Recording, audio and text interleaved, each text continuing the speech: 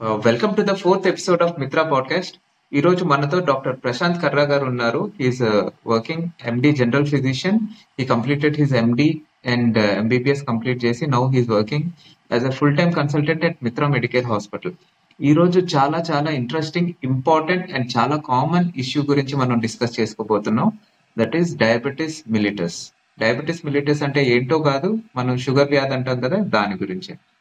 India is known as the diabetic capital of the world. అంటే భారతదేశం diabetic capital, లోకానికే diabetic capital. అంటే భారతదేశంలో ఉన్నంత మంది షుగర్ పేషెంట్లు ఇంకెక్కడా లేరని మనకి బిరుదిచ్చారు. ఇది ఒక విధంగా మనం చెప్పాలంటే వర్రీ అవ్వాల్సిన విషయం కూడా. ఎందుకంటే అంతమంది షుగర్ పేషెంట్లు మన భారతదేశంలో ఉన్నారు.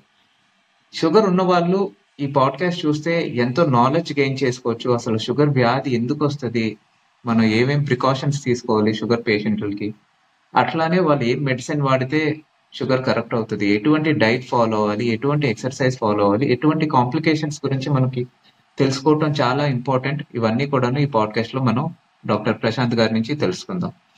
Welcome doctor Prashant to the podcast. Welcome to the podcast sir. Thank you so much, sir.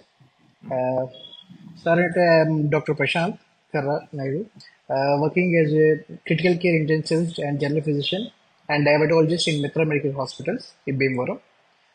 So, thanks for giving this opportunity, sir, because diabetes ఎంత privilege అనేది మీరు బాగా చెప్పారు. Because in the world, after cataract, this is the second most disease. చాలా ఎక్కువ మందికి, because India is especially called is diabetic capital of the world. So ఈ disease గురించి చాలా మందికి తెలుసు. అండ్ ఈ బ్రాడ్కాస్ట్ ద్వారా నేను ఇంకా ఎక్కువ ఇన్ఫర్మేషన్ ఈ బ్రాడ్కాస్ట్ ద్వారా మీకు ఇవ్వాలని ఈ ప్రయత్నం చేయడం అనేది జరిగింది. Thank you doctor Prashant for the wonderful introduction. మనం డయాబెటీస్ గురించి తెలుసుకోవాలి అనుకుంటే ఈ మధ్య చిన్న చిన్న పిల్లల నుంచి అందరికీ కూడాను డయాబెటీస్ వస్తుంది. ముఖ్యంగా కరోనా తర్వాత చాలా మందికి చిన్న వయసులోనే డయాబెటీస్ వస్తుంది, లేదంటే స్టెరాయిడ్ వల్ల డయాబెటీస్ వచ్చింది అని వింటున్నాం. What are the early signs of diabetes? ఇప్పుడు డయాబెటీస్ ఉన్నట్టు పేషెంట్లకి ఇనిషియల్ గా ఏం లక్షణాలతో తెలుస్తుంది? సార్, యాక్చువల్లీ డయాబెటీస్ మనకి పూర్వం నుంచి లెక్క వేస్తే, అంటే ఇప్పుడంటే చాలా మనకి టెస్ట్ అవి వచ్చాయి, డయాగ్నోసిస్ ఎలా చేయాలి, పేషెంట్కి ఎలాగా వస్తుంది అంటే రకరకాల టెస్ట్లు అన్నీ వచ్చాయండి. బట్ ఈ టెస్ట్ చేయక ముందే మనకి కొన్ని లక్షణాల ద్వారా డయాబెటీస్ అనేది చాలా ఈజీగా తెలుసుకోవచ్చు. ఏదంటే ఎక్కువగా మనిషికి దాహం వేయడం, ఎక్కువగా మనిషికి ఆకలి వేయడం, ఎక్కువగా 10 సార్లు టాయిలెట్కి వెళ్తున్నారు అనిపించడం, మెడ వెనక భాగంలో నల్లగా మచ్చలు అంటే స్కిన్ పిగ్మెంటేషన్, అంటే స్కిన్ డిఫరెంట్ భాగాల్లో నల్ల నల్ల మచ్చలు పడడం, ఏదైనా దెబ్బ తగిలితే అది వెంటనే మానకపోవడం, ఇవన్నీ కాళ్ళు చేతులు తిమ్ములు రావడం, ఇవన్నీ డిఫరెంట్ సైన్స్. అంటే పేషెంట్కి టెస్ట్ చేయక ముందే మనం ఈ సూచనల ద్వారా, అంటే ఈ లక్షణాలను మనం గుర్తించి పేషెంట్కి షుగర్ వ్యక్తి ఉందేమో, వ్యాధి ఉందేమో అని మనం కనుక్కొని టెస్టులు ముందుకు వెళ్ళచ్చు. ఓకే, మీరు చెప్పినట్టు కొన్ని లక్షణాలు వాటర్ ఎక్కువగా తీసుకోవటం, లేదంటే యూరిన్ కి ఎక్కువగా వెళ్ళటం, ఇవన్నీ కూడాను అందరికీ ఉండకపోవచ్చు. ఇనీషియల్ గా మనకి ఎగ్జాక్ట్లీ. సో షుగర్ మనకి ఏ టెస్టుల ద్వారా తెలుసుకోవాలి అండ్ ఏ వయసు నుంచి కూడాను వాళ్ళు టెస్ట్ చేయించుకుంటే బెటర్?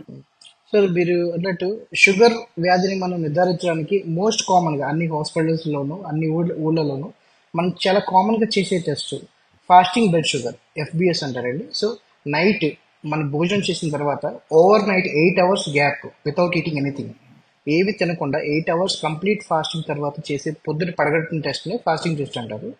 సో దీని ద్వారా ఇది ఒక టెస్ట్. అండ్ రెండవ టెస్ట్ PPBS లేదంటే OGDT అంటారండి.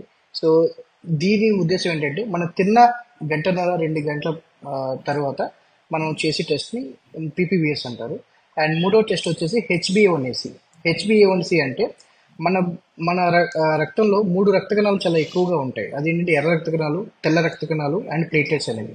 సో ఈ ఎర్ర రక్త కణాల చుట్టూ గ్లూకోజ్ అనే మాలిక్యూల్ జతపరిచి ఉంటుందండి. సో దాన్ని ద్వారా మనం కనుక్కునే టెస్ట్ని HbA1c టెస్ట్ అంటారు. సో ఈ 3 టెస్టులు చాలా తరచుగా మనం చేస్తూ ఉంటాం. For diagnosis of diabetes. ఇవి కాకుండా మనకి ఇప్పుడు కొంచెం రీసెర్చ్ అవుతూ అండ్ వాడుకలోకి ఇంకా తీసుకురావాల్సిన టెస్ట్ ఏంటంటే ఫ్రక్టోజ్ అమైన్ టెస్ట్ అండి. ఇప్పుడు నేను చెప్పి 2 టెస్టులు ఎక్కువగా మనం చేయము, బట్ మీ అవేర్నెస్ కోసం చెప్తున్నాను. Fructosamine test and fasting insulin test. ఈ 2 టెస్ట్ ఎంత ఉపయోగం అంటే హెచ్బిఏవన్సి నేను ఇంతకు ముందు చెప్పినట్టు మన బాడీలో ఉన్న గ్లోబులిన్ అనే ప్రోటీన్ ఒకటి ఉంటుందండి. దానికి గ్లూకోజ్ అటాచ్ అవడం వల్ల హెచ్బిఏవన్సి టెస్ట్ అంటే ఒక ఎర్ర రక్త కణం ఒక లైఫ్ స్పాన్ మన బాడీలో 120 days అంటే 3 months వరకు ఉంటుంది. సో ఈ హెచ్బిఏవన్సి టెస్ట్ వల్ల మనకి గత 3 నెలల నుంచి ఎంత షుగర్ కంట్రోల్లో ఉంది, ఎంత కంట్రోల్ లేదు అనేది మనకి ఒక ప్రోగ్నోస్టిక్ డయాగ్నోస్టిక్ కింద ఉపయోగపడుతుంది. ఈ ఫ్రక్టోజ్ అమైన్ టెస్ట్ ఏంటంటే మన బాడీలో యాజ్ గ్లోబులిన్ ఎలా ఉంటుందో ఆల్బుమిన్ అనే ఒక ప్రోటీన్ కూడా ఉంటుంది. సో ఈ ఆల్బుమిన్కి ఫ్రక్టోజ్ అనే షుగర్, మనకి గ్లోబులిన్కి గ్లూకోజ్ అనేది ఎలా యాడ్ అవుతుందో ఫ్రక్టోజ్ ఆల్బుమిన్ యాడ్ అవ్వడం వల్ల సో దీని టెస్ట్ పేరు ఫ్రక్టోజ్ అమైన్ టెస్ట్ అంటామండి. దీని కాల పరిమితి ఎలా అంటే 14 రోజులు. అంటే హెచ్బిఏవన్సి గత 3 నెలల నుంచి మన షుగర్ ఎంత కంట్రోల్ ఉందో లేదా ఎలా చెప్తుందో ఈ ఫ్రక్టోజ్ అమైన్ టెస్ట్ గత 14 రోజుల నుంచి, అంటే బికాజ్ ఆల్బుమిన్ అనే ప్రోటీన్ లైఫ్ స్పాన్ 14 days ఉంటుంది మన బాడీలో. సో డాక్టర్ ప్రశాంత్, పేషెంట్లు జనరల్ గా అడిగే క్వశ్చన్ ఏంటంటే మనకి షుగర్ అనేది ఫాస్టింగ్ లోనే చేసుకోవాలా? ఈ టెస్ట్లు అన్ని చెప్పారు కదా, ఇవన్నీ ఫాస్టింగ్ లో చేసుకుంటేనే కరెక్ట్ వాల్యూ వస్తుందా, లేదంటే ఫాస్టింగ్ కి సంబంధం లేకుండా కూడా కొన్ని టెస్ట్లు ఏమైనా చేసుకోవచ్చా? సార్, మంచి క్వశ్చన్ సార్. దీనికి ఆన్సర్ ఏంటంటే యాక్చువల్లీ నేను ఇంతకు ముందు చెప్పినట్టు 3 టెస్ట్ ఏదైతే fasting glucose, post prandial glucose and హెచ్బిఏవన్సి, ఈ 3 టెస్టులు మనం ఒక కాల పరిమితి అంటే తిన్న 8 గంటల తర్వాత, తిన్న 8 గంటల తర్వాత చేస్తాం సార్. బట్ ఇవి కాకుండా మనకి ర్యాండమ్ బ్లడ్ షుగర్ అని ఉంటుంది. అంటే మనం ఎప్పుడైనా సరే ఆహారం ముందు వెనక దాంతో సంబంధం లేకుండా ర్యాండమ్ బ్లడ్ షుగర్ ఒకవేళ మనం చేసిన టెస్ట్లో మోర్ దెన్ 200 అంటే 200 mg/dL కన్నా ఎక్కువ వచ్చి, ఇది ప్లస్ పేషెంట్కి నేను ఇంతకుముందు చెప్పిన షుగర్ వ్యాధి సిమ్టమ్స్ అంటే ఎక్కువగా దాహం వేయడం, సడన్గా వెయిట్ లాస్ అవ్వడం, వెయిట్ పెరగడం, ఎక్కువగా యూరిన్ వెళ్ళడం, సో ఈ లక్షణాలు ప్లస్ 200 mg/dL అంటే మనం ఉదయం 24 గంటలు ఎప్పుడు మనం బ్లడ్ టెస్ట్ చేసినా ఈ 200 mg/dL ప్లస్ నేను చెప్పిన ఈ సైన్స్ ఏమన్నా ఉంటే మన పేషెంట్ డయాబెటీస్ కింద గుర్తించవచ్చు సార్. డాక్టర్ ప్రశాంత్, అక్కడ చెప్పినట్టు fasting, post prandial blood sugars, అట్లానే హెచ్బిఏవన్సి గురించి మనం కామన్ గా వాడే టెస్టులు కాబట్టి దీని గురించి డిస్కస్ చేసుకుందాం. ఫాస్టింగ్ బ్లడ్ షుగర్ ఎంత దాటితే డయాబెటీస్ వచ్చినట్టు, అట్లానే పోస్ట్ ప్రాండియల్ హెచ్బిఏవన్సికి ఎంత వాల్యూస్ దాటితే మనం డయాబెటీస్ వచ్చినట్టు అనుకోవాలి? Good question. Fasting blood sugar అంటే నార్మల్గా మనకి లెస్ దాన్ 100 ఉంటే నార్మల్ అని అంటాము, and more than 100 and less than 125ని ప్రీ డయాబెటిక్ రేంజ్ అంటారు. అంటే నార్మల్ పేషెంట్స్కి fasting blood sugar less than 100 ఉంటుంది, అండ్ ప్రీ డయాబెటిక్ రేంజ్ అంటే షుగర్ వచ్చే ముందు దశ ఒకటి ప్రీ డయాబెటిక్ స్టేజ్ అంటాము.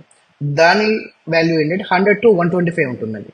మోర్ దాన్ 125 వస్తే కనుక పేషెంట్ షుగర్ మధుమేహం వచ్చినట్టు నిర్ధారిస్తాం. ఇది ఫాస్టింగ్ బ్లడ్ గ్లూకోజ్ అండి.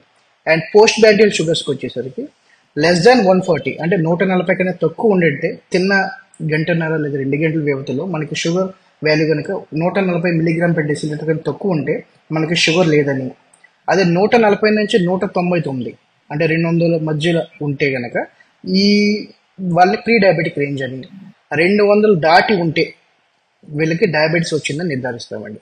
అట్ ద సేమ్ టైం హెచ్బిఏవన్సి నేను చెప్పిన 3 నెలల షుగర్ టెస్ట్, దీన్ని చాలా కామన్గా 3 నెలల షుగర్ టెస్ట్ అంటూ ఉంటాం.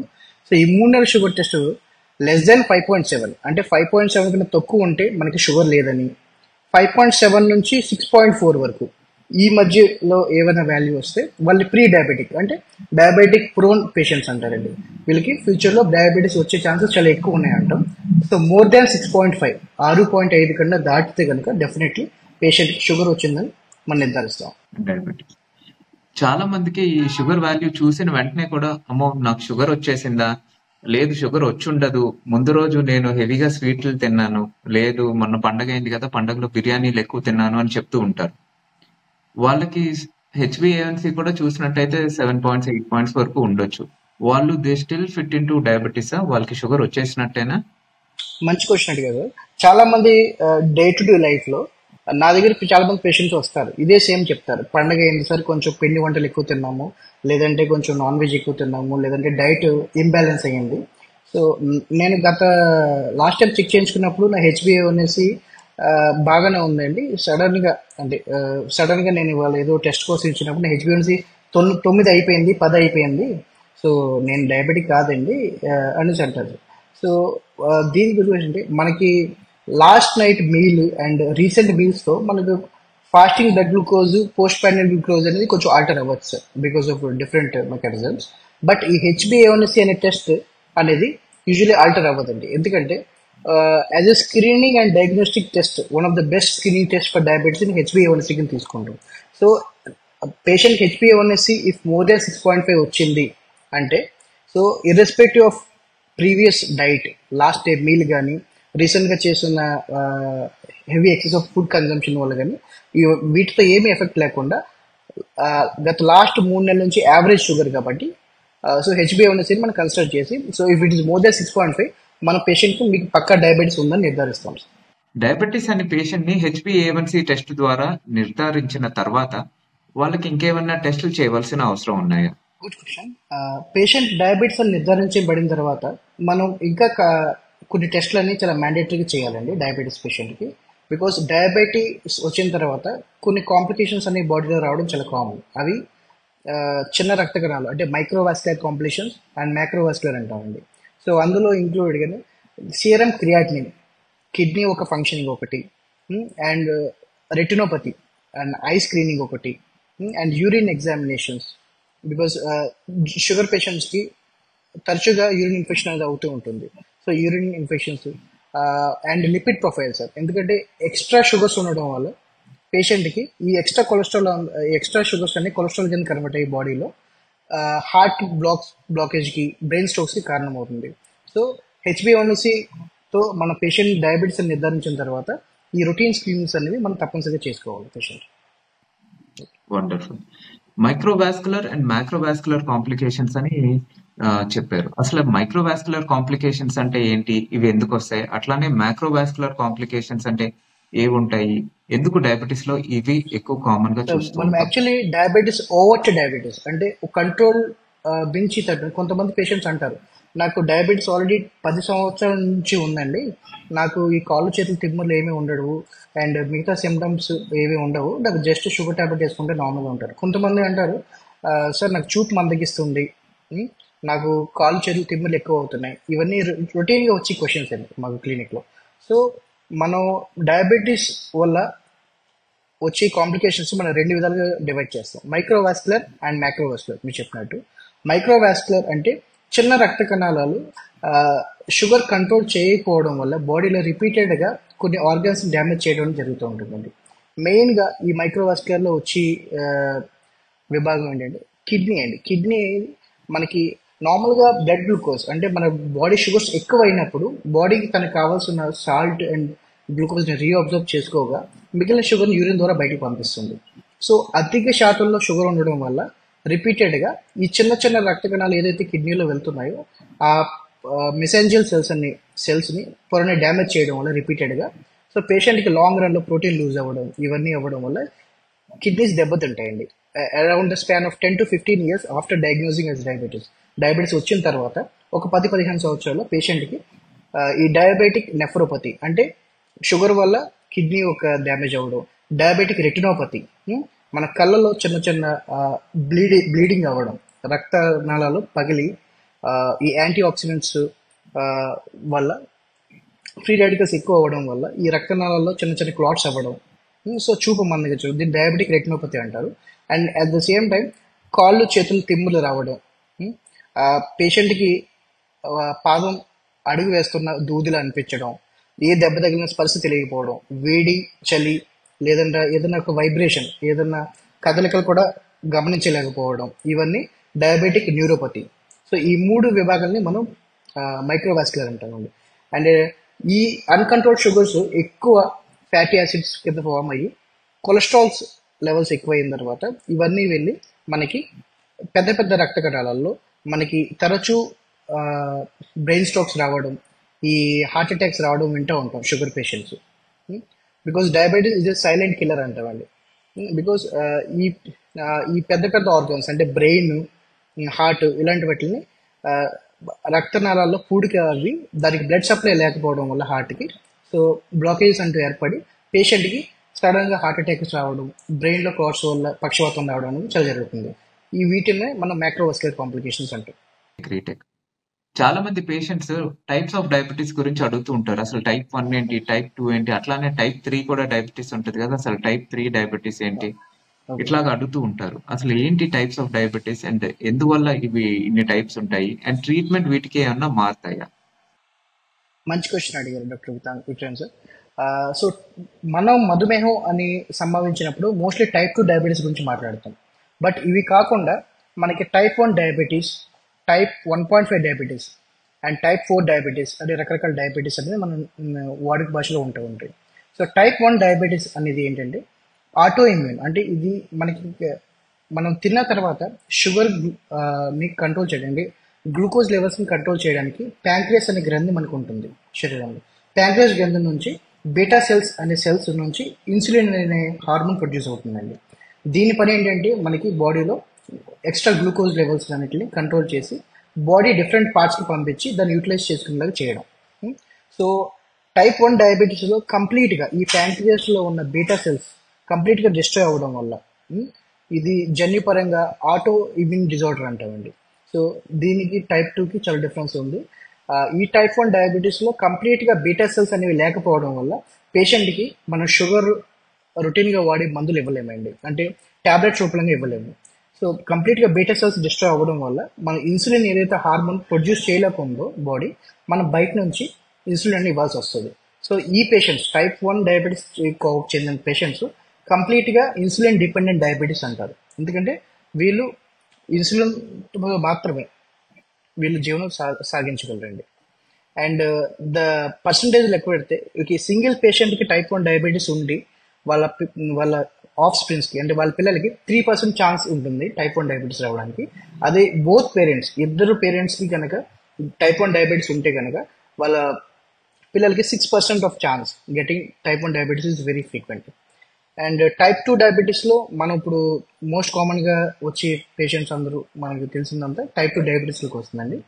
సో టైప్ 1.5 డయాబెటీస్ అంటే లాడా అంటామండి, దీని పేరు లాడా అంటాము. Latent auto immune diabetes of adult అంటారు.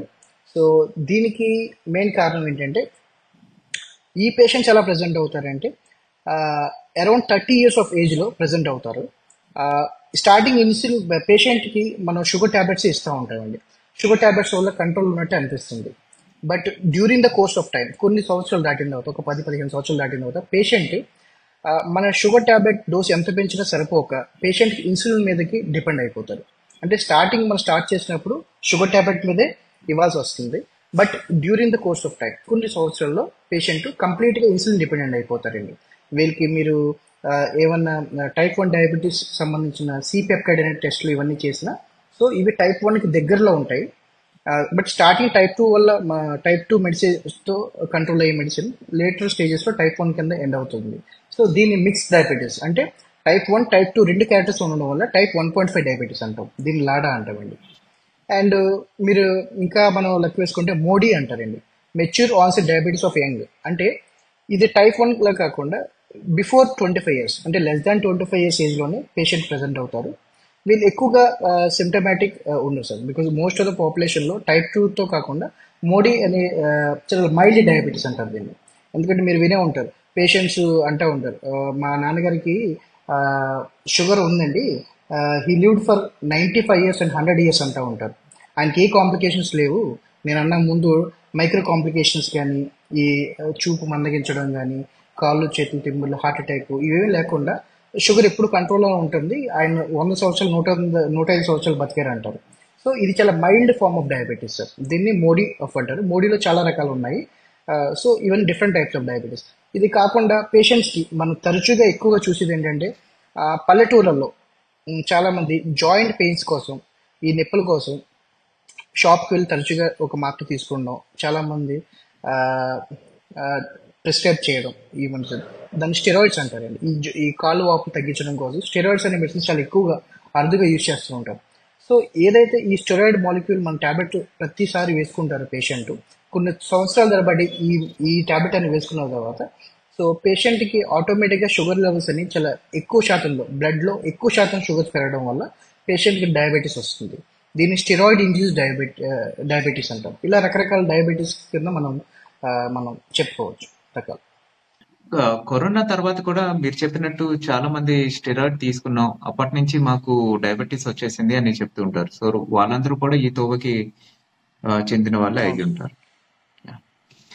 అండ్ టైప్ 1 డయాబెటీస్ తో వచ్చిన తర్వాత పిల్లలు, చిన్న చిన్న పిల్లలు 10 years 15 years వాళ్ళకి ఏమైందో తెలియక కడుపు నొప్పితో అట్లానే కోమాలోకి వెళ్ళిపోయిన స్టేజ్ లో హాస్పిటల్ కి తీసుకొస్తారు పేరెంట్స్. వాళ్ళకి బ్లడ్ షుగర్స్ చూసినట్టయితే 400 500లో ఉంటాయి. అమ్మా మీ పిల్లలకి షుగర్ వచ్చిందమ్మా అని చెప్తే వాళ్ళు ఫస్ట్ డినయల్ లో ఉంటారు. అంటే వాళ్ళు నమ్మసక్యంగా ఉండదు, ఇదేంటి పెద్దవాళ్ళకి వచ్చే డయాబెటీస్ పిల్లలకి వచ్చింది, ఎలా వస్తుంది పిల్లలకి అని అడుగుతూ ఉంటారు. అసలు టైప్ 1 డయాబెటీస్ లో పిల్లలకి మీరు చెప్పినట్టు జన్యుపర్యంగా వస్తుంది. వాళ్ళు మేనేజ్మెంట్ ఎట్లాగా చేసుకుంటారు అండ్ వాళ్ళు లైఫ్ లో ఫేస్ చేయవలసిన కాంప్లికేషన్స్ ఎట్లా ఉంటాయి అండ్ వాళ్ళకి ఏమైనా అడ్వాన్సెస్ వచ్చాయా ట్రీట్మెంట్ లో? సో నేను చెప్పినట్టు టైప్ 1 డయాబెటీస్లో కంప్లీట్గా బీటా సెల్స్ అనే సెల్స్ మనకి లోపల లేకపోవడం వల్ల, డిస్ట్రాయ్ అవ్వడం వల్ల ఇన్సులిన్ అనే హార్మోన్ ఏదైతే మన షుగర్ని కంట్రోల్ చేయాలో తిన్న తర్వాత అది ప్రొడ్యూస్ అవ్వకపోవడం వల్ల మనం లైఫ్ లాంగ్ ఈ పేషెంట్ ఇన్సులిన్ మీదే డిపెండ్ అవ్వాల్సి వస్తుందండి. సో వీళ్ళకి నార్మల్గా ఈ ఈ టైప్ 1 డయాబెటీస్ని మనం నిర్ధారించడానికి సి పెప్టైడ్ అనే టెస్ట్ ఒకటి చేస్తాం. C peptide. So C peptide నార్మల్గా మోర్ దెన్ 1 అండి.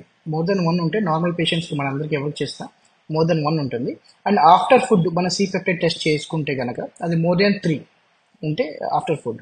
బట్ ఈ టైప్ 1 డయాబెటీస్ పేషెంట్స్లో చిన్నపిల్లలు మనం ఈ సి పెప్టైడ్ అనే టెస్ట్ చేస్తే కనుక ఇది లెస్ దాన్ 0.6 కన్నా తక్కువ ఉంటే మనకి సో పేషెంట్కి టైప్ 1 డయాబెటీస్లో ఉన్నారు అని చెప్పి మనకి నిర్ధారణ అవుతుంది.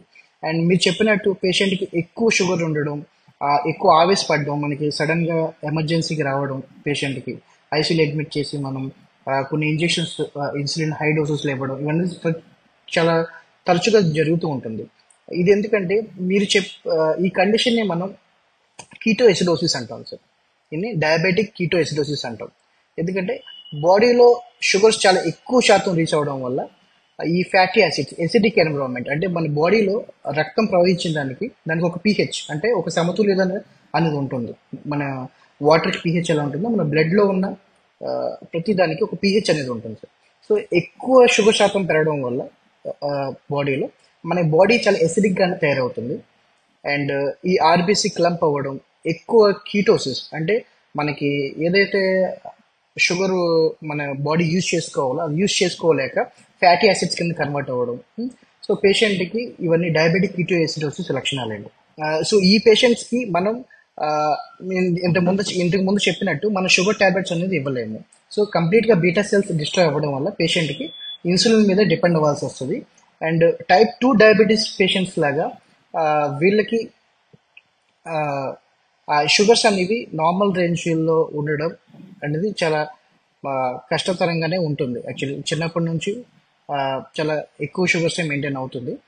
వీళ్ళ కోసం రీసెంట్గా అడ్వాన్సెస్లో ఎలా వచ్చిందంటే ఇన్సులిన్ రెగ్యులర్గా తీసుకోవాలి అంటే రోజుకి 3 సార్లు అవ్వచ్చు 4 సార్లు అవ్వచ్చు తీసుకోవాలి. కాబట్టి సో రీసెంట్గా మన రీసెంట్ అడ్వాన్సెస్ వల్ల వీక్లీ వన్స్ ఇన్సులిన్ అనేవి చాలా ట్రయల్స్లో నడుస్తున్నాయండి.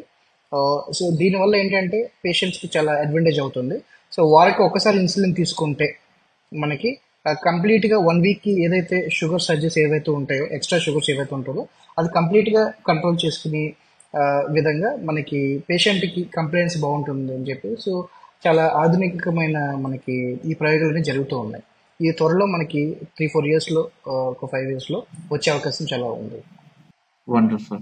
అట్లానే ఈ టైప్ 1 డయాబెటీస్ వాళ్ళకి ఇన్సులిన్ పంప్ లేదంటే ఇన్సులిన్ సిరంజ్ అని కూడా ఉంటది కదా, వాళ్ళు సబ్క్యూటేనియస్ గా ఇంప్లాంట్ చేసి అంటే చర్మం కింద భాగంలో సిరంజ్ అనేది ఇంప్లాంట్ చేసి కంటిన్యూస్ గా షుగర్స్ మానిటర్ చేసుకుని దాని ద్వారా రెగ్యులేట్ చేసే ఇన్సులిన్ పంప్ అన్నది ఒకటి కొత్తగా డిజైన్ చేశారు. దాని గురించి ఒకసారి చెప్పగలరా? మనం ఇన్సులిన్ పంప్ అనేది మీరు చెప్పినట్టు ఇది సబ్డర్మల్ అంటే ఒక మిషన్ ఉండి మనకి ఒక సబ్క్యూటేనియస్ అంటే స్కిన్ కి కింద లేయర్లో మనం ఈ డివైస్ అనేది ఇంప్లాంట్ చేస్తామండి.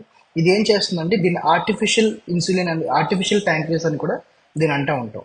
ఎందుకంటే మనకి బీటా సెల్స్ లేక ఇన్సులిన్ ప్రొడ్యూస్ అవ్వట్లేదు కాబట్టి, సో ఈ మిషన్ ప్రతిసారి పేషెంట్ ఇన్సులిన్ పొడుచుకోని అవసరం లేకుండా ఈ పంప్ ద్వారా, ఈ పంప్ ఒకటి సెన్సార్ కింద మనకి కనెక్ట్ చేసి ఉంటుంది పొట్టకి, ఉదర భాగంలో మోస్ట్లీ ఉదర భాగంలో కనెక్ట్ చేస్తారు సబ్క్యూటేనియస్ గా.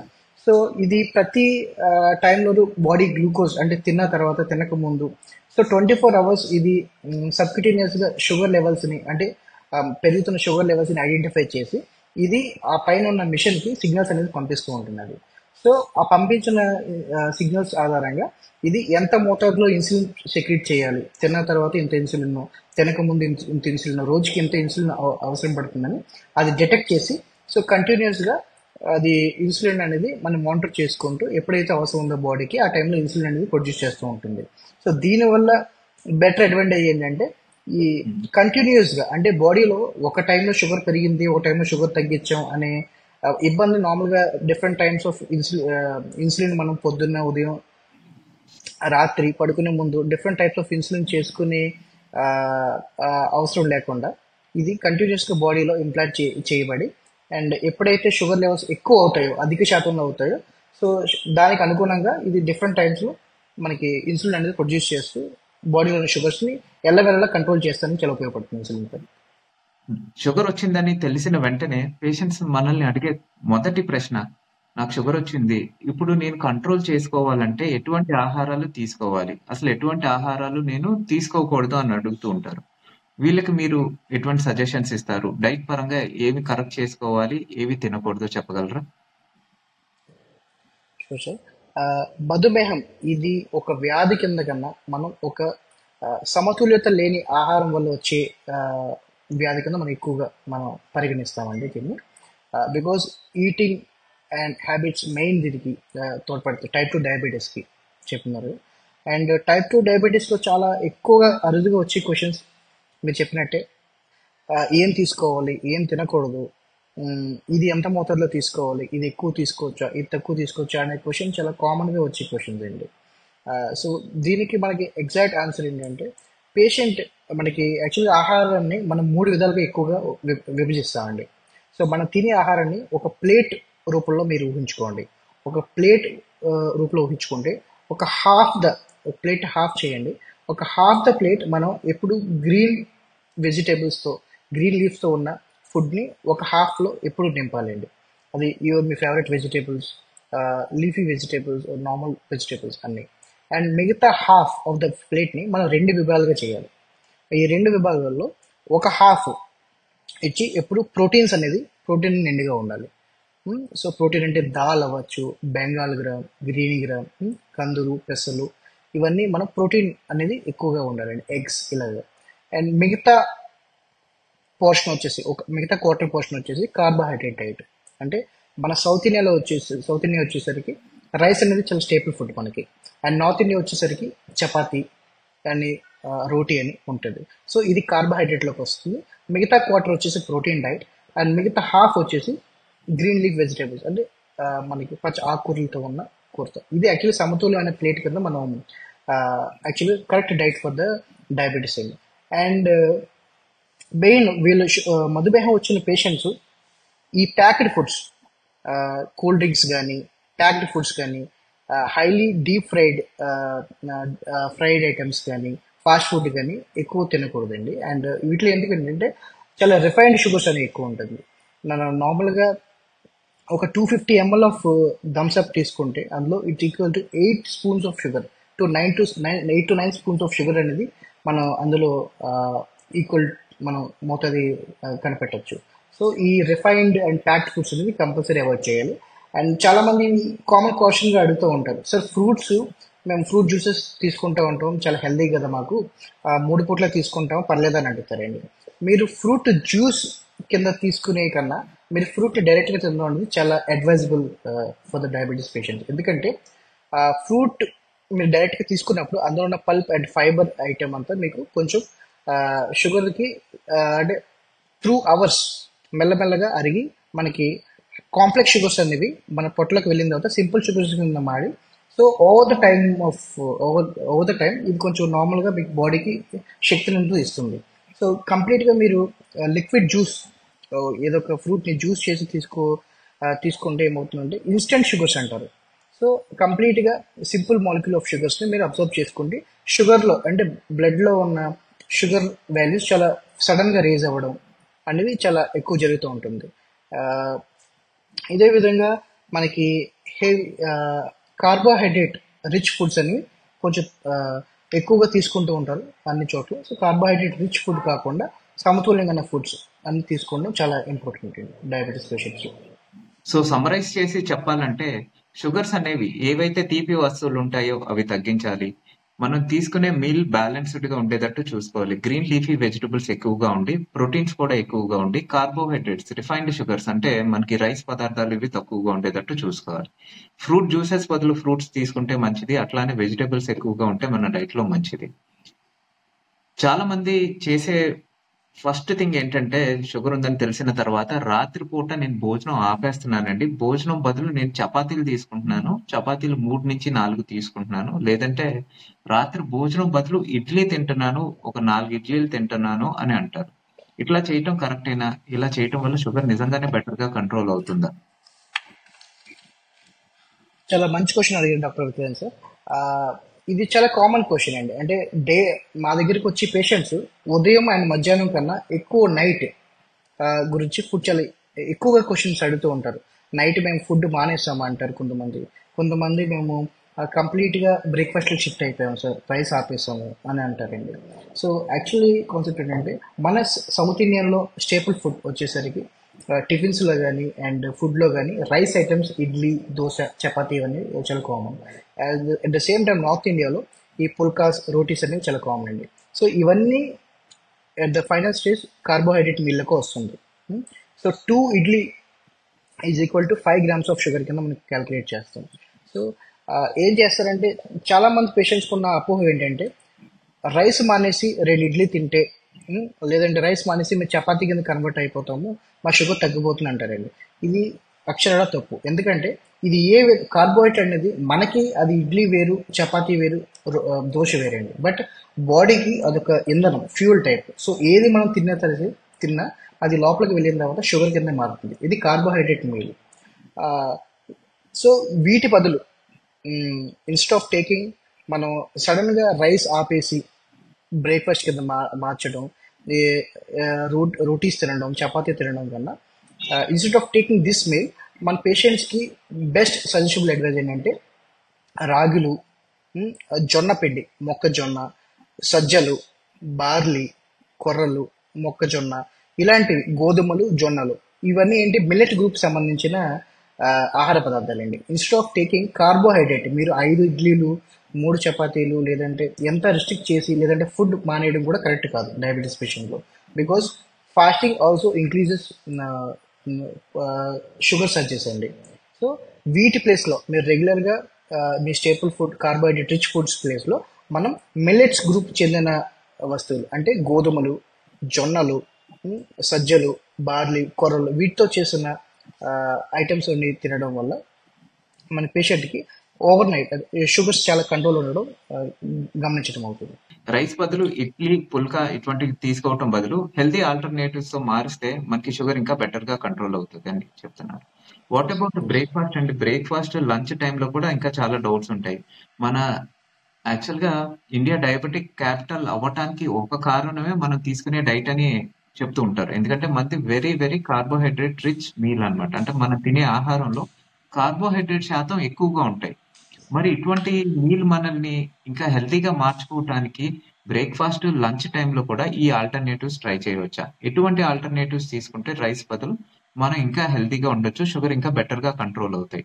సేమ్ నైట్ టైం పాటించినట్టే బ్రేక్ఫాస్ట్ అండ్ లంచ్ టైంలో కూడా పాటించాలా, లేదంటే ఇంకేమైనా ఆల్టర్నేటివ్స్ ఉన్నాయా? సో నార్మల్గా మనం షుగర్ పేషెంట్ ఈ మధుమేహంలోనే కాకుండా నార్మల్గా ప్రతి మనిషి ఒక బ్యాలెన్స్డ్ డైట్ విషయంకి వస్తే మనం ఒక కాన్సెప్ట్ డిస్కస్ చేయాలండి. అది inverted pyramid and pyramid model అంటాం. ఎందుకంటే ఒక మనిషి ఉదయం లేచిన కాడ నుంచి నైట్ నిద్రపోయే వరకు ఏ టైంలో ఎంత ఫుడ్ మోతాదు తీసుకోవాలనే దాన్ని బట్టి కూడా చాలా డిపెండ్ అయి ఉంటుంది.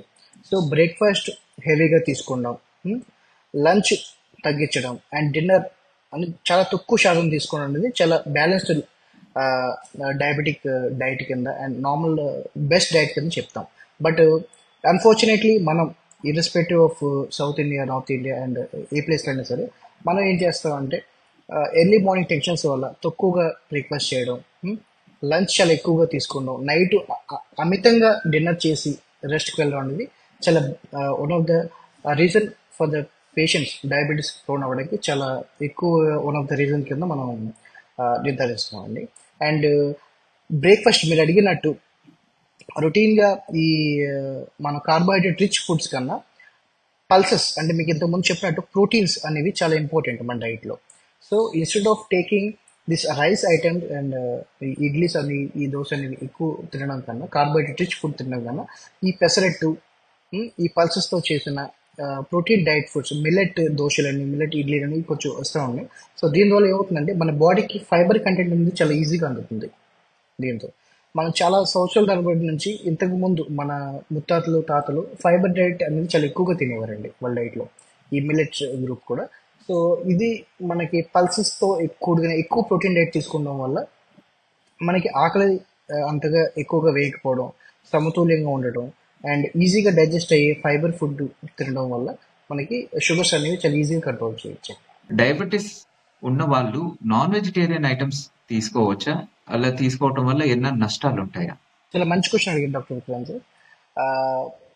మనంలో యాజ్ మీకు చెప్పినట్టు less carbohydrate diet and more fibre and more protein diet ఇంతకు ముందు చెప్పినట్టే మనకి నాన్ వెజిటేరియన్స్ అంటే ప్రోటీన్ డైట్ అంటే ప్లాంట్ ప్రోటీన్ అని మనం ఈక్వల్గా వెజిటేరియన్స్ నాన్ వెజిటేరియన్స్ అనేది డయాబెటీస్కి ప్రోన్ అవుతూ ఉంటారు. సో నాన్ వెజిటేరియన్స్ వచ్చేసరికి ఈ ప్రోటీన్ డైట్ అనేది చాలా ఇంపార్టెంట్ యాజ్ వెజిటేరియన్స్ కింద. సో వెజిటేరియన్స్ ఈ మష్రూమ్, పన్నీర్ అండ్ ఇవన్నీ ఎలా ఉంటాయో, ప్లాంట్ రిచ్ ప్రోటీన్స్ ఎలా ఉంటాయో, నాన్ వెజిటేరియన్స్కి మనం రెడ్ మీట్ అనేది కంప్లీట్గా అవాయిడ్ చేయాలండి. And instead of taking red meat, ఈ ఫిష్ ఐటమ్స్, ఎగ్ వైట్ అనేది తీసుకోవడం అండ్ చికెన్ తీసుకోవడం చాలా ఈ ప్రోటీన్ డైట్ తీసుకోవడం వల్ల చాలా హెల్ప్ అవుతుంది బాడీకి instead of taking carbohydrates food. Red meat అని చెప్పారు కదా, మన ఆడియన్స్ యొక్క ఇన్ఫర్మేషన్ గురించి అసలు రెడ్ మీట్ అంటే ఏ మీట్స్ వస్తాయి, ఏవి అన్నది అవాయిడ్ చేయాలి? రెడ్ మీట్ అంటే ఈ మనం తీసుకునే మటన్, మేక మాంసం, గొర్రె మాంసం, పంది మాంసం, బఫెలోస్ బయట తీసుకుంటారు. సో ఇవన్నీ రెడ్ మీట్లకు చెందుతాయి సార్. సో ఈ రెడ్ మీట్ అనేది చాలా high cholesterol content foods. So sugar వ్యాధితో ఇబ్బంది పడుతున్న వాళ్ళు ఆల్రెడీ వాళ్ళ శరీరంలో ఫ్యాటీ యాసిడ్స్, ట్రైగ్లిజరైడ్స్ అనే రకరకాల కొలెస్ట్రాల్ చెందిన ఈ కణాలు అనేవి ఎక్కువ తిరుగుతూ మనకి హార్ట్ అటాక్ అండ్ పక్షవాతం వచ్చే విధంగా ఇవి బాడీలో రక్త కణాల్లో కూడిపోతూ చాలా ఇబ్బంది విధంగా మైక్రోవాస్కులర్ కాంప్లికేషన్స్ అనేవి సృష్టిస్తూ ఉంటాయి. సో ఈ శాతం మన ఈ రెడ్ మీట్, నేను ఏవైతే చెప్పిన జంతు మాంసాల్లో వీటిని రెడ్ మీట్ కింద కన్సిడర్ చేస్తాం. ఈ రెడ్ మీట్లో చాలా అధిక మోతాదులో ఈ కొలెస్ట్రాల్ లెవెల్స్ అనేవి చాలా ఎక్కువ ఉండడం వల్ల డయాబెటీస్ పేషెంట్స్కి ఇవి తప్పనిసరిగా అవాయిడ్ చేయడం మంచిదని నేను చెప్తాను. Understood. Alcohol and smoking, diabetes ఉన్న వాళ్ళు ఆల్కహాల్ అండ్ స్మోకింగ్ కూడా అవాయిడ్ చేస్తే బెటర్. కానీ ఎందుకని అవాయిడ్ చేయాలి? దీనివల్ల కంటిన్యూ చేస్తే ఎటువంటి నష్టాలు ఉంటాయి? ఏదన్నా కాంప్లికేషన్స్ ఇంకా పెరిగే అవకాశాలు ఉంటాయా? చాలా మోస్ట్ కామన్ క్వశ్చన్ అండి ఇది. క్లినిక్స్లో వస్తున్న చాలా మంది పేషెంట్స్ అడుగుతూ ఉంటారు, సార్ నేను స్మోక్ షుగర్ టాబ్లెట్స్ టైంకి వేసుకుంటున్నాను, డైట్ చాలా ఫాలో అవుతున్నాను, బట్ స్మోకింగ్ అనే డ్రింక్ ఏంది కంటిన్యూ చేస్తాను సార్, కంటిన్యూ చేస్తే ఇబ్బంది లేదా, లేదంటే కంప్లీట్గా మానేయాలా అనేది చాలా తరచుగా వచ్చే క్వశ్చన్స్ అండి. సో ఈ రెండు విడివిడిగా డిస్కస్ చేస్తే smoking is more risk factor than alcohol. ఈ రెండు రిస్క్ ఫ్యాక్టర్స్ ఏనండి, రెండు ఆపడం అనేది చాలా ఇంపార్టెంట్.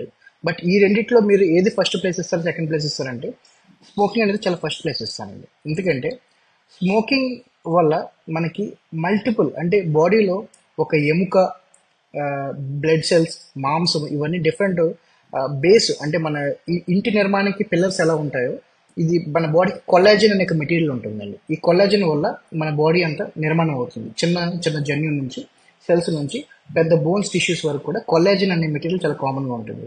ఈ స్మోకింగ్ వల్ల ఈ ఎక్స్ట్రా ఫ్రీ రెడికల్స్ ఏదైతే డెవలప్ అవుతాయో బాడీలో, ఇవి బాడీలో ఉన్న ప్రతి పార్ట్లో ఉన్న కొల్లాజన్ చాలా డ్యామేజ్ చేయడం వల్ల షుగర్ పేషెంట్స్ కానీ నార్మల్ పేషెంట్స్ కూడా చాలా ఇబ్బందికర విషయంగా తయారవుతుంది. అండ్ కమింగ్ టు ఆల్కహాల్ అండి, ఆల్రెడీ డయాబెటీస్ మధుమేహం ఉన్న పేషెంట్స్కి ఈ ఫ్యాటీ లివర్ అనే ప్రాబ్లం చాలా ఎక్కువగా ఉంటుంది. ఎందుకంటే పేషెంట్స్కి లివర్ పైన కొవ్వు పట్టడం, అది ఫర్దర్గా సిరోసిస్ అవ్వడం, అంటే కంప్లీట్గా లివర్ ఫెయిల్యూర్ అవ్వడం, లివర్ క్యాన్సర్లో పెట్టడం, ఇవన్నీ చాలా తరచుగా జరుగుతూ ఉంటాయి. ఈ పేషెంట్స్ ఆల్కహాల్ తీసుకున్న వల్ల పేషెంట్కి లివర్ డ్యామేజ్ అనేది చాలా ఎక్కువగా జరుగుతూ ఉంటుంది. సో విడివిడిగా చూసినా ఇండివిజువల్గా చూసినా మన ఈ రెండు హ్యాబిట్స్ అనేవి కంప్లీట్గా ఆపడం చాలా మంచి విషయం అండి డయాబెటీస్ పేషెంట్స్. షుగర్ వచ్చిన వాళ్ళు డైట్ తర్వాత మనల్ని అడిగే ప్రశ్న ఎక్సర్సైజ్ గురించి. అసలు నేను ఎటువంటి ఎక్సర్సైజ్ చేస్తే బెటర్, ఎంతసేపు చేయాలి, ఏ రకమైన ఎక్సర్సైజెస్ బెటర్ గా పనిచేస్తాయి, వాకింగ్ చేస్తున్నాను అది సరిపోతుందా, లేదంటే ఇంకేమైనా యోగాసనాలు వేరే ఎక్సర్సైజెస్ కూడా నేను చెయ్యాలా అని అడుగుతుంటారు. అసలు ఎటువంటి ఎక్సర్సైజెస్ వీళ్ళు ఫాలో అవ్వాలి షుగర్ వచ్చిన వాళ్ళు? ఫిజికల్ యాక్టివిటీ అనేది చాలా ఇంపార్టెంట్ అండి మధుమేహం దాంట్లో.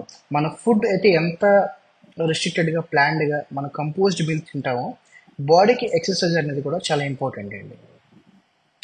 ఎందుకంటే as per American diabetic association and WHO guidelines ప్రకారం ఒక మనిషి సెడెంటరీ లైఫ్ స్టైల్ వల్ల, కేవలం సెడెంటరీ లైఫ్ స్టైల్ వల్ల షుగర్ మధుమేహం వచ్చే ఛాన్సెస్ 40 to 50% ఉన్నాయని రీసెంట్ స్టడీస్లో ఉన్నాయి. సో సెడెంటరీ లైఫ్ స్టైల్ అంటే ఏంటంటే ఎక్కువగా ఒకే ప్లేస్లో కూర్చోవడం, ఎక్సర్సైజ్ అని లేకుండా ఉండడం, ఇవన్నీ సెడెంటరీ లైఫ్ స్టైల్లోకి వస్తుంది. సో యాజ్ పర్ గైడ్లైన్స్ ఒక మనిషి తప్పనిసరిగా రోజులో 45 నిమిషాల నుంచి 1 గంట వరకు తప్పనిసరిగా వ్యాయామం చేయాలనేది. అది వ్యాయామం ఏది చేయాలనేది డిఫరెంట్ ఏజ్ గ్రూప్కి డిఫరెంట్గా మనం తీసుకోవచ్చు. ఒక పేషెంట్ వచ్చి నేను నడుస్తున్నాను సార్, ఒక పేషెంట్ వచ్చి నాకు మోకాలు నొప్పులు సార్ నేను నడవలేకపోతున్నాను, ఇంకొక పేషెంట్ వచ్చి నేను బ్యాడ్మింటన్ ఆడతానండి, ఇంకొక పేషెంట్ వచ్చి నేను జిమ్ చేయగలను సార్, నేను యోగా ఇంకొకరు వచ్చి నేను మెడిటేషన్ చేస్తాను అంటారు. So irrespective of physical activity, so కంటిన్యూస్గా patient 45 minutes to 1 hour sweat వచ్చేటట్టు he has to do physical workout అండి. ఓకేనా? సో రన్నింగ్ కానీ కంటిన్యూస్గా బ్రిస్క్ వాకింగ్ అంటారు. మనం సరదాగా ఈ మధ్యనే ఈ సందర్భం వచ్చింది కాబట్టి చెప్తున్నాను. చాలామంది ఫోన్ చూసుకుంటూ చాలా మెల్లగా హాఫ్ అన్ అవర్కి ఒక 500 meters ఒక 1 kilometer నడవడం అనేది చాలా చేస్తూ ఉంటారు. సో ఈ డయాబెటీస్లో మనకి ఎక్స్ట్రా షుగర్స్ అంటే బాడీలో 70,000 ట్రిలియన్ సెల్స్ అనేవి మన ఒక హ్యూమన్ శరీరం 70,000 ట్రిలియన్ సెల్స్ అనే సెల్స్తో కంపోజ్ అయి ఉంటుంది సార్. ఈ ప్రతి సెల్స్కి షుగర్ అనేది చాలా అవసరం. ఓకేనా? సో ఈ మధుమేహంలో ఆల్రెడీ షుగర్ ఎక్కువ ఉండడం వల్ల ఈ అన్ని సెల్స్ అంటే ఇన్సులిన్ రెసిస్టెన్స్ దాటి ఈ షుగర్ వచ్చేదే మనకి మధుమేహం వచ్చిందే ఇన్సులిన్ రెసిస్టెన్స్ అనే concept. So extra sugar use చేసుకోవాలి సెల్స్ అంటే ఫిజికల్ యాక్టివిటీ చాలా ఇంపార్టెంట్ అండి. మనకి బాడీలో కొన్ని హార్మోన్స్ అంటే ఎండార్ఫిన్ హార్మోన్స్ అని, ఎపినెఫ్రిన్ హార్మోన్స్, సెరోటోనిన్ అనే హార్మోన్స్ ఉంటాయండి. ఇవన్నీ మనకి డైలీ ఫిజికల్ యాక్టివిటీతో మాత్రమే సెక్రెట్ అవుతాయి. వీటిని మన హ్యాపీ హార్మోన్స్ కూడా అంటాం. ఎందుకంటే ఒక మనిషి తన సమతులమైన జీవనశైలిని నడపాలి అంటే తప్పనిసరిగా ప్రతిరోజు ముసలి వాళ్ళు వాకింగ్ చేయడం, లేదంటే చిన్న ఎక్సర్సైజ్ చేసుకోవడం, యోగా చేసుకోవడం, యాక్టివ్గా ఉన్న వాళ్ళు shuttles, different players, sports of choice అంటే కొంతమంది షటిల్ ఆడతారు, కొంతమంది స్విమ్మింగ్ చేస్తారు, కొంతమంది రన్నింగ్ చేస్తారు, and gym. Irrespect of physical activity ప్రతి ఏజ్ గ్రూప్ మనం minimum 45 minutes to 1 hour of physical activity is mandatory అండి.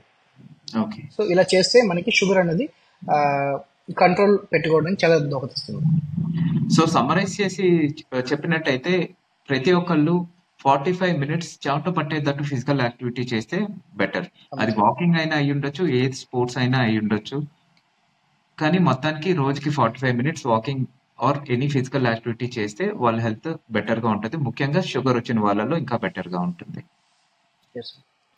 ఒకసారి పేషెంట్స్ డయాబెటీస్ వచ్చింది అని డయాగ్నోస్ అయిన తర్వాత వాళ్ళు మనల్ని న్యాచురల్ రెమెడీస్ ఏమన్నా ఉంటాయా? మెడిసిన్ లేకుండా మేనేజ్ చేయొచ్చా అని అడుగుతూ ఉంటారు. ఫర్ ఎగ్జాంపుల్ క్యామెల్ మిల్క్ అని, స్కై ఫ్రూట్ అని, ఇతర ఇతర న్యాచురల్ రెమెడీస్ ఉంటాయి. మాకు మెడిసిన్ తో స్టార్ట్ చేయటం ఇష్టం లేదు. ఎందుకంటే మెడిసిన్ ఒక్కసారి స్టార్ట్ చేసిన వెంటనే జీవితం మొత్తం కూడాను వాడాల్సి ఉంటది కదా మెడిసిన్. నాకు అటువంటి మెడిసిన్ ఇష్టం లేదు. న్యాచురల్ గా నాకైనా రెమెడీస్ చెప్పండి అని అడుగుతూ ఉంటారు. వాళ్ళకి ఎటువంటి సజెషన్స్ మీరు ఇస్తారు? Definitely sir. చాలా మంది పేషెంట్స్ ఫస్ట్గా మా క్లినిక్లో డయాగ్నోస్ చేయగానే, సార్ షుగర్ ఉన్న చెప్తున్నారు, నేను మెడిసిన్ వాడదలుచుకోవట్లేదు, ఇంకేమైనా రెమెడీస్ చెప్పండి, లేదంటే ఆహారంలో ఇవి చెప్పండి, ఆ చేంజెస్ చెప్పండి, నేను పాటిస్తాను అని చెప్తూ ఉంటారండి. సో మీరు చెప్పిన సార్ మీరు అడిగిన క్వశ్చన్కి ఎగ్జాక్ట్ ఆన్సర్ ఏంటంటే, ప్రీ డయాబెటిక్ అంటే డయాబెటీస్ రాని ముందు స్టేజ్ వాళ్ళకి మాత్రం ఇది ఉపయోగపడే కాన్సెప్ట్ అండి. ఎందుకంటే ఇంబ్యాలెన్స్, నేను చెప్పినట్టు ఫాస్టింగ్ షుగర్ 100 to 125 మధ్యలో ఉన్న వాళ్ళు కానీ, హెచ్బివన్సీ లెస్ దాన్ 6.5 ఉన్న వాళ్ళు కానీ, వీళ్ళకి ఫస్ట్ టైం మేము డయాగ్నోస్ చేసినప్పుడు పేషెంట్ కండిషన్ బట్టి ఓవర్ట్ డయాబెటీస్ అంటే ఆల్రెడీ డయాబెటీస్ ఎక్కువ రేంజ్లో ఉన్న వాళ్ళు, కాంప్లికేషన్ స్టార్ట్ అయిన వాళ్ళు మెడిసిన్ తప్పనిసరిగా స్టార్ట్ చేస్తామండి. సో ఈ డైట్ కాన్సెప్ట్ వస్తే మనం ఈ షుగర్ మందులు లేకుండా తగ్గించుకోవడం అనేది ఈ ప్రీ డయాబెటిక్ వాళ్ళ పీపుల్కి చాలా ఎక్కువగా సజెస్ట్ చేస్తూ ఉంటాం. అంటే బ్యాలెన్స్ డైట్ తీసుకుంటాం, ఫిజికల్ యాక్టివిటీ చెప్పడం, ఇవన్నీ చేసి వాళ్ళని ట్యాబ్లెట్ ముందే స్టార్ట్ చేయకముందే మనం ఒక over 2 to 3 months of period diet అవి ఎక్స్ప్లెయిన్ చేస్తూ, ఎక్సర్సైజ్ ఇవన్నీ న్యూట్రిషన్ ఇవన్నీ ఎక్స్ప్లెయిన్ చేస్తూ వాళ్ళని షుగర్ మెడిసిన్ వెళ్లకుండా కాపాడచ్చు. అండ్ ఇంకొకటి ఏంటంటే, ఆల్రెడీ నేను చెప్పిన ఓవర్ట్ డయాబెటీస్ అంటే షుగర్ మెడిసిన్ వాడుతున్న వాళ్ళు, ఇన్సులిన్ కానీ షుగర్ మందులు కానీ వాడుతున్న వాళ్ళు డైట్ ద్వారా కంప్లీట్గా చేయొచ్చా అంటే, దీన్ని ఈ కాన్సెప్ట్ని రెమిషన్ ఆఫ్ డయాబెటీస్ అంటారండి. మీరు అడిగిన ఈ కాన్సెప్ట్ని రెమిషన్ ఆఫ్ డయాబెటీస్ అంటారు. ఇందులో రెమిషన్ ఆఫ్ డయాబెటీస్ ఏంటంటే, patient should control his body weight less than 15 kgs అంటే ఓవర్ 3 months ఆఫ్ పీరియడ్లో. ఇన్ కేస్ అంటే మీకు ఇంతకుముందు చెప్పినట్టు షుగర్కి వ్యాధి రావడానికి మెయిన్ కారణం ఈ లైపోలైసిస్ అంటే ఫ్యాట్ ఎక్కువ. ఈ ఉదరబాదంలో కానీ ఒబీస్ పేషెంట్స్ చాలా ప్రోన్ అని చెప్తా ఉంటాం. సో కొన్ని కాన్సెప్ట్స్ ద్వారా అంటే ఒక patient 15 kgs more than 15 kgs of weight loss ఒక 3 నెలల్లో చేయగలిగితే, అంటే త్రూ బ్యాలెన్స్డ్ డైట్, డిఫరెంట్ మీరు చెప్పినట్టు ఈ మేకపోలు కానీ అండ్ డిఫరెంట్ పద్ధతులు ఉపయోగించి ఇవి డైట్స్ ద్వారా వాళ్ళు షుగర్ మందులు లేకుండా వాళ్ళని మధుమేహం అనేది కంట్రోల్ చేసుకోవచ్చండి. సో బార్డర్ లైన్ లో ఉన్న పేషెంట్స్ కి మనం డైట్ అండ్ ఎక్సర్సైజ్ ద్వారా షుగర్ అనేది కంప్లీట్ గా తగ్గించుకోవచ్చు. కానీ ఒకసారి పేషెంట్ డయాబెటిక్ రేంజ్ లో వెళ్ళిన తర్వాత ఆ షుగర్ వల్ల జరిగే డ్యామేజ్లు ఎక్కువగా అవుతాయి. కాబట్టి మనకి వాళ్ళలో ట్రీట్మెంట్ అన్నది అంటే టాబ్లెట్స్ కానీ ఇతర ట్రీట్మెంట్ కానీ స్టార్ట్ చేసుకోవటం బెటర్. ఎందుకంటే మనకి షుగర్ అన్నది అవుట్ ఆఫ్ కంట్రోల్లో ఉంటే దానివల్ల జరిగే డ్యామేజ్ కంటిన్యూస్ గా అవుతుంది. కాబట్టి మనకి కావాలంటే దీంతో చేర్చి షుగర్ మేనేజ్మెంట్ లేదంటే ఎక్సర్సైజ్ కానీ డైట్ కానీ చేసుకోవచ్చు. కానీ వాళ్ళలో టాబ్లెట్ స్టార్ట్ చేయటం బెటర్. అలాగా షుగర్ వచ్చిన వాళ్ళల్లో కూడా ఇద్దరు ముగ్గురు అని కాదు, చాలా మందినే చూశాను. వెయిట్ లాస్ అవ్వటం వల్ల కొన్నిసార్లు షుగర్ టాబ్లెట్స్ తగ్గించేయటం జరుగుతుంది. అట్లానే కొంతమందికి సిగ్నిఫికెంట్ వెయిట్ లాస్, మీరు చెప్పినట్టు 15 kgs వరకు వెయిట్ లాస్ అయితే కొన్నిసార్లు ట్రీట్మెంట్ మొత్తం కూడా స్టాప్ చేసేయచ్చు. అంతేగాని మనకి షుగర్ మెడిసిన్ ఒక్కసారి మొదలు పెడితే ఇంకా జీవితకాలం వాడాలి అన్న కాన్సెప్ట్ అయితే రాంగ్ అని నా ఉద్దేశం. మీరేమంటారు? Definitely sir. బికాజ్ మనం ఎప్పుడైనా సరే ఈ డయాబెటీస్ మీరు చెప్పినట్టు complete stoppage of sugar medicines కానీ ఇన్సులిన్ కానీ అనేది ఒక విధంగా అవ్వదు అనేది చెప్పాలండి. ఎందుకంటే ఎవరైనా ఒక గోల్ అంటే నేను డయాబెటిక్ మెడిసిన్ ఆపేయాలి, ఆ గోల్ వరకు మనం తీసుకురావాలి అంటే బాడీని, every person should have a plan of around 5 to 10 years of schedule అండి. కొంతమంది అంటారు, నేను చాలామంది పేషెంట్స్ వస్తారండి విగరస్గా డైట్ చేసి విగరస్గా ఎక్సర్సైజ్ చేసి నేనన్న డయాబెటీస్ రెమిషన్ అనే కాన్సెప్ట్ని ఫాలో అయ్యి 15 kgs కన్నా ఎక్కువ లాస్ అయ్యి దే విల్ షుగర్ ట్యాబ్లెట్స్ ఆపేస్తారు. బట్ ఓవర్ ద ఈ డైట్ అనేది కంట్రోల్ చేయడం చాలా కష్టం కాబట్టి ఒక 6 months ఒక 1 year వరకు చేస్తారండి. ఆ తర్వాత again back to normal diet వచ్చినప్పుడు మళ్ళీ షుగర్స్ అన్ని పెరగడం, షుగర్ మెడిసిన్ మళ్ళీ వాడడం అనేది చాలా ఎక్కువ జరుగుతూ ఉంటుంది. సో ఈ సడన్ చేంజెస్, ఈ షార్ట్ స్పాన్ అంటే 6 months, వన్ ఇయర్లో సడన్గా వెయిట్ తగ్గిపోవడం, సడన్గా డైట్ బ్యాలెన్స్ చేసేయడం అండ్ ఒకేసారి పెరగడం అనేది చాలా మంచి పద్ధతి కూడా కాదు. ఎందుకంటే బాడీకి మీరు సమతుల్యమైన షుగర్ లెవెల్స్, సమతుల్యమైన ఎన్విరాన్మెంట్ అనేది చాలా క్రియేట్ చేయడం చాలా మంచిది. ఇలా sudden spikes of sugar, sudden లో షుగర్స్ అనేది బాడీకి అలవాటు చేయడం వల్ల బాడీలో ఉన్న ఇమ్యూనిటీ అంటే రోగ నిరోధక శక్తి అనేది చాలా దెబ్బతింటున్నది. అంటే మీరు ఒక 6 months హెవీ డైట్ ఫాలో అయ్యి, ఒక 6 months హెవీ ఎక్సర్సైజ్ చేసి, మీరు షుగర్ ట్యాబ్లెట్స్ ఆపేసి, ఇన్సులిన్ ఆపేసి, మళ్ళీ ఒక 6 monthsలో మీరు డైట్ హ్యాబిట్స్ మెయింటైన్ చేయలేక అగైన్ షుగర్ వచ్చి మీరు మెడిసిన్ వాడి ఇవ్వలాగా, సో బాడీని ఎక్సెస్ హార్మోన్ స్టిమ్యులేషన్కి మీరు గురి చేస్తే ఏమవుతుందంటే ఈ రోగ నిరోధక శక్తి అంటే ఇమ్యూనిటీ అనేది చాలా బ్యాక్ అవ్వే ఛాన్సెస్ చాలా. డాక్టర్ ప్రశాంత్, మనం final leg of the podcast లో ఉన్నాము. మనం ఎండ్ చేసే ముందర డయాబెటీస్ కి రిలేటెడ్ మీకు ఏమైనా పర్సనల్ పేషెంట్ ఎక్స్పీరియన్సెస్ కానీ ఇంట్రెస్టింగ్ ఇన్సిడెంట్ కానీ చెప్పగలరా? Sure sir. Around 2 years back when I'm doing my residency అది చేస్తున్నప్పుడు నైట్ డ్యూటీ ఎమర్జెన్సీలో ఉన్నానండి నేను యాజ్ ఎ ఫిజిషియన్. సో ఒక పల్లెటూరు నుంచి పేరెంట్స్ ఆటోలో ఒక బేబీ, ఒక అబ్బాయి around 8 to 9 years of age ఉంటుంది, ఆ బాబుని తీసుకొచ్చారు ఎమర్జెన్సీకి. రిపీటెడ్ క్రయింగ్ ఉంది అండ్ చాలా ఫాస్ట్గా బ్రీతింగ్ తీసుకుంటున్నాడు. సో నార్మల్గా ఇన్వెస్టిగేషన్స్ చేసాం, చెస్ట్ ఎక్స్రే తీసాం, అబ్డామినల్ స్కాన్ చేసాం, అన్నీ చూసామండి, పెయిన్ కిల్లర్స్ ఇచ్చాం, అన్నీ ఇచ్చాం. బట్ బాబుకి పెయిన్ తగ్గట్లేదు అండ్ సేమ్ బ్రీతింగ్ ప్యాటర్న్ అలాగే ఉంది. చాలా రొటీన్ టెస్ట్ అని నార్మల్గానే వచ్చాయి. అంటే నార్మల్ క్రియాటినిన్ కానీ, లివర్ టెస్ట్ కానీ, సిబిపి కానీ అంతా నార్మల్గానే వచ్చాయి. సో అప్పుడు సడన్గా మైండ్లో స్ట్రైక్ అయ్యింది.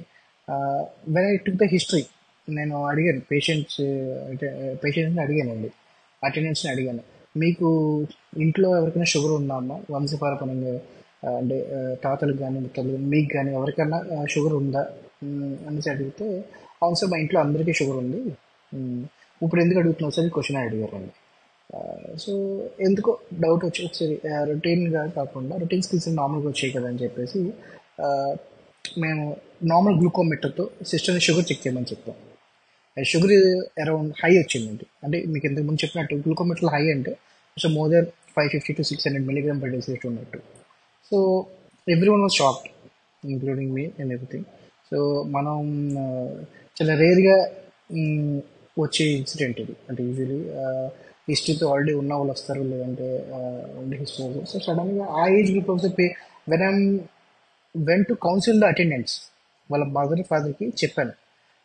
సో వెంటనే గ్లూకోమీటర్ అవగానే మన వీనస్ శాంపుల్ తీసుకొచ్చి చేయించాను అండ్ యూరిన్లో క్రియేటిన్ బాడీస్ ఉన్నాయి లేదని చెప్పేసి, చిన్న టెస్ట్ కాబట్టి వెంటనే చేయించానండి. చేస్తే యూరిన్ క్రియేటిన్ బాడీస్ పాజిటివ్ వచ్చాయి అండ్ సేమ్ వీనస్ క్యాపిలరీ ఈ మనం చేసిన నార్మల్ వీనస్ టెస్ట్లో కూడా హై షుగర్స్ వచ్చాయి. సో పేషెంట్కి ఇలా చెప్తే, సార్ మీ బాబుకి టైప్ 1 డయాబెటీస్ అని మోస్ట్లీ అయ్యి ఉండొచ్చు, సో దానివల్ల అబ్బాయికి విపరీతమైన కడుపు నొప్పి రావడం, సో ఇదంతా అవుతుంది అని అంటే ఫస్ట్ డినైడ్. లేదు సార్ చిన్న బాబు అసలు ఎలా వస్తుంది, ఏం మాట్లాడుతున్నారు మీరు అన్నట్టు మాట్లాడారండి. అంటే యూజువలీ మధుమేహం అనేది అందరికీ ఏజ్లో వస్తుందని వాళ్ళకి తెలుసు సార్. టైప్ 1 డయాబెటీస్ అనేది యూజువలీ దే డింట్ ఎన్కౌంటర్, అంటే వాళ్ళకి ఎవరికి తెలియదు టైప్ 1 డయాబెటీస్ అనేది ఒకటి ఉంటుంది, అది చిన్న వయసులో వస్తుంది అనేది తెలియదు. సో పేషెంట్ అటెండెన్స్ కన్విన్స్ చేసి మేము so they gave us permission to treat the patient. So IC shift చేసాము, వెంటనే ఇన్సులిన్ ఇన్ఫ్యూజన్ పెట్టాము. సో డయాబెటిక్ కీటోసిడోసిస్, వెంటనే బాబుకి ఏబీజీ పంపించడం, ఇవన్నీ. సో డయాబెటిక్ కీటోసిడోసిస్లో ఏదైతే ట్రీట్మెంట్ ఇవ్వాలో అంత ఇచ్చిన తర్వాత పేషెంట్ వాజ్ వెల్ సెటిల్డ్. బాబు చాలా ఫాస్ట్గా వితిన్ షుగర్స్ డౌన్ అవ్వగానే, నార్మల్ రీచ్ రాగానే పేషెంట్ చాలా ఫాస్ట్గా within 2 to 3 hours abdomen pain తగ్గడం కానీ, ఫుల్లీ కాన్షియస్గా మాతో మాట్లాడడం కానీ, చాలా నార్మల్గా బిహేవ్ చేయడం మొదలుపెట్టాడు. సో నెక్స్ట్ మార్నింగ్ ఫర్దర్గా ఏదైతే హెచ్బిఏవన్సి టెస్ట్, ఈ రొటీన్ షుగర్ టెస్ట్ అవ్వాలి, టైప్ 1 డయాబెటీస్కి మీరు చెప్పినట్టు ఇంతకుముందు C-peptide levels, fasting insulin levels ఇవి ఏదైతే ఉన్నాయో అది పంపించి ఫైనల్ డయాగ్నోసిస్ వచ్చి టైప్ 1 డయాబెటీస్ అని ప్రూవ్ అయింది. సో ఇది and patient attendants very happy that ఎర్లీగా డయాగ్నోస్ చేశారు మనం, because it's a lifelong disease where insulin is the main source of treatment. So ఆ ఏజ్ గ్రూప్లో చాలా ఎర్లీగా మనం ఐడెంటిఫై చేసినందుకు ఆ పల్లెటూరు వాతావరణంలో అది, సో చాలా కృతజ్ఞతగా ఉన్నారు. And that was the heart touching event for me in my career. Wonderful sir. చాలా హార్ట్ టచింగ్ సో ఇన్సిడెంట్ చెప్పారు. ఒక సో అంటే పేషెంట్ రొటీ తీసుకొచ్చి హాస్పిటల్ కి అట్లాగా క్రిటికల్ పొజిషన్ లో ఉన్న వాళ్ళకి ఒకటి ఐడెంటిఫై చేయడం కష్టం. ఆ ఏజ్ లో 8 years కి మనకి మనం కూడా అంత ఫాస్ట్గా స్ట్రైక్ అవ్వదు. అబ్డోమన్ పెయిన్ అంటే పొట్టలో ఏదన్నా అడ్డు పెట్టి ఉండొచ్చు, లేదంటే ఇంటర్సెప్షన్, చాలా డిఫరెంట్ ఏజ్ రిలేటెడ్గా ఆలోచిస్తాం. బట్ అంత ఏజ్లో సడన్గా డయాబెటీస్ వస్తుంది అని గెస్ చేయడం యాక్చువల్లీ చాలా స్ట్రైకింగ్ పాయింట్ ఉంది చెప్పొచ్చు. yes sir. So with this we end our fourth episode of our Mitra podcast. చాలా వండర్ఫుల్ ఇన్సైట్స్ డయాబెటీస్ గురించి డాక్టర్ ప్రశాంత్ అందించారు. దీనివల్ల ఈ పాడ్కాస్ట్ చూడటం వల్ల డయాబెటిక్ పేషెంట్స్ ఎంతో అవేర్నెస్ వస్తుంది. ఈ పాడ్కాస్ట్ చూస్తున్న అందరూ కూడాను మీకు తెలిసిన మీ ఫ్రెండ్స్ కి రిలేటివ్స్ కి కానీ ఫ్యామిలీ మెంబర్స్ కి ఎవరికన్నా డయాబెటీస్ ఉంటే కైండ్లీ ఈ ఎపిసోడ్ షేర్ చేయండి. అండ్ మరిన్ని ఎపిసోడ్స్ ఇటువంటివి ఫాలో అవ్వటానికి మన ఛానల్ కి సబ్స్క్రైబ్ చేయండి. And doctor Prashant is available at Mitra Medicare Hospital Bhimavaram for consultations and appointments కొరకు ఈ నెంబర్ని కాంటాక్ట్ చేయండి 9459359999.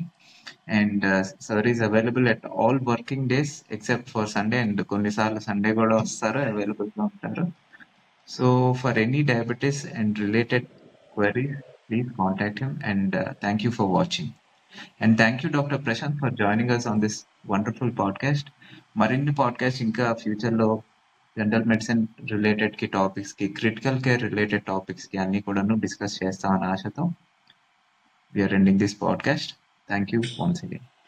Thank you so much, sir, Dr. Vikrant sir, for giving this great opportunity.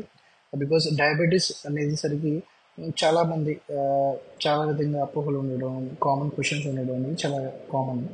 So ఈ బ్రాడ్కాస్ట్ ద్వారా నాకు ఒక అవకాశం ఇచ్చి, సో ఏదైతే పేషెంట్స్కి ఉపయోగపడేటట్టు అన్ని విషయాలు చక్కగా ఇచ్చినందుకు, నాకు ఈ ప్లాట్ఫామ్ ఇచ్చినందుకు I'm so thankful for you. Thank you once again.